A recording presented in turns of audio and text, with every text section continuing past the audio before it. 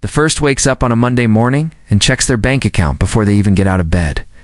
Not out of excitement, but out of habit, like touching a bruise to see if it still hurts. It does. They have a 9 a.m. team call with a manager who's never on time. They'll sit through it with their camera on and their jaw tight because the mortgage is due on Friday and the car payment comes right after. They can't afford to speak their mind. Not right now. The second person wakes up on the same Monday morning.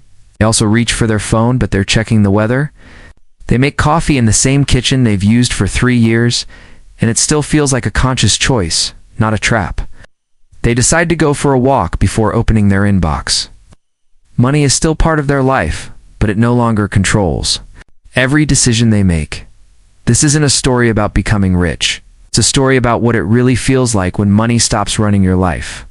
My name is Nick. Today we're going to talk about true financial freedom, the honest, sometimes uncomfortable version. Not the motivational poster version with beaches and Lamborghinis, but what the math actually looks like, what it feels like day to day, and how you can move toward it without wasting years of your life. Let's start with what financial captivity really looks like. Meet a household we'll call the Garcias. 2 working professionals. She's a project manager earning $68,000. He works in logistics making $71,000. Together, they bring home $139,000 a year, well above average. On paper, they should be comfortable. But let's look at what actually happens with their money after taxes, deductions, and a small 401k contribution. They take home roughly $8,200 per month. They bought a $420,000 house 2 years ago. Mortgage, $2,450. Property taxes, $480. Insurance, $180. Then the water heater broke last year, adding $85 a month to their payments. Total housing cost, $3,195, already 39% of their take-home pay. 2 cars are necessary where they live, combined. Payments, insurance, and gas add up to $1,270 per month. Student loans, $580. Health insurance, $390. Groceries, $760. Utilities and phones, $420. When you add it all up, you're left with about $1,585 at the end of the month, before clothing, car repairs, home maintenance, or any real savings. One unexpected major expense could put them on a credit card. This is a household earning a solid income, making responsible choices, yet still living with constant financial pressure.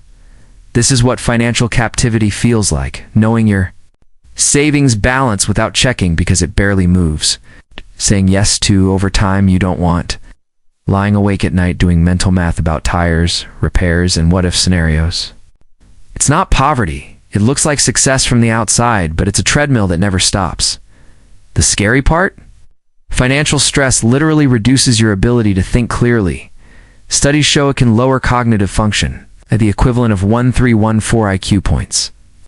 The moment you need your best thinking, stress makes it harder. Now let's talk about the other side. What financial freedom actually feels like. It's not about luxury. It's the quiet removal of a constant weight you've carried so long. You forgot it was there. It's the absence of dread. The background anxiety that used to hum in your mind finally goes silent. You stop fearing your employer. With a solid emergency fund and investments, you can say no to unreasonable demands. A blown tire becomes an annoyance instead of a 3-day crisis. You begin making decisions based on what you truly want, not just what feels safest. But reaching this point often brings surprises. Many people discover that work wasn't just about money. It provided structure, identity, and purpose. Some reach their number and still choose to work, but on completely different terms. Others face decumulation, anxiety, the strange discomfort of actually spending the money they saved for. Decades understanding these emotional challenges ahead of time makes the journey much smoother. So, how do you actually get there?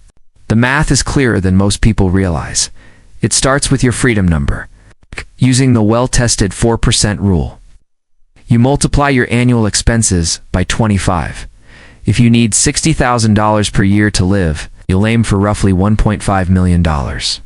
This isn't about yachts, it's about having real choices. The most important factor isn't how much you earn, it's your savings rate. Save 10% and it may take over 50 years. Save 30% and you cut that dramatically. Save 50% and many people can reach financial independence in around 17 years. Cutting expenses does two powerful things at once. It increases your savings rate and lowers the total amount you need to save. A person earning $80,000 and saving half is often in a much stronger position than someone earning $200,000 who spends nearly all of it. The journey is built on simple, proven steps. Build an emergency fund of 3 to 6 months of expenses. Pay off high-interest debt. First, invest consistently in low-cost broad market. Index funds increase your income while keeping your lifestyle from growing with it. Build a life you actually enjoy at your current level of spending. Real financial freedom isn't about retiring from life. It's about removing the coercion so you can choose how you spend your time and energy. If you're tired of living paycheck to paycheck despite a decent income, or if you're ready to finally run the real numbers on your own life, drop a comment and tell me, are you currently feeling more like the first person or moving toward the second? If this video helped shift your perspective, hit the like button and subscribe. I'll see you in the next one, where we'll go deeper into building your personal freedom number, step by step.